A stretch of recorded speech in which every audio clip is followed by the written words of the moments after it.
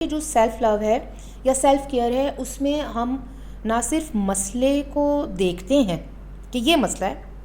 اس کو جانچتے ہیں اس کی وجہ کیا ہے، اور پھر اس کو حل کرنے کی اپنے طور پوری کوشش کرتے ہیں، یا دوستوں سے احباب سے مشورہ بھی کرتے ہیں اور ان کے مشوروں کو سمجھ کر بھی حل کرنے کی کوشش کرتے ہیں۔ لیکن جو ایک وکٹم مائنڈ سیٹ والا وہ جو ایک بیہیویئر ہے کہ بس سارا کچھ میرے ہی خلاف ہو رہا ہے، اس میں مسئلہ بھی نہیں آئیڈینٹیفائی کرنا، اس میں کسی دوست یا کسی عزیز کا بتایا ہوا مشورہ سننا ہے،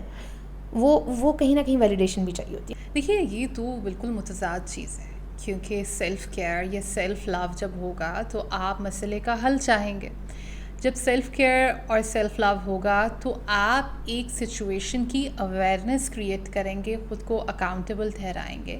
اور آپ خود سیلف بلیمنگ تو وہ چیز ہے نا جس کے اندر آپ بلا وجہ خود کو مورد الزام ٹھہرا رہے ہیں، اور وکٹم مائنڈ سیٹ میں کبھی خود کو مورد الزام نہیں ٹھہرایا جاتا، اس میں تو جو قصور ہے وہ زمانے کا ہے اور حوادث کا ہے اور ہواؤں کا ہے ریگستانوں کا ہے۔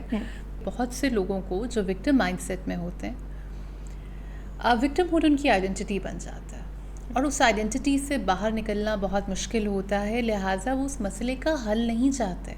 وہ صرف اپنے وکٹم ہوڈ کی ویلیڈیشن چاہتے ہیں۔ آپ ان کو جتنے مرضی حل بتا لیں گے، اس سے ان کو کوئی مطلب کوئی واسطہ نہیں ہے۔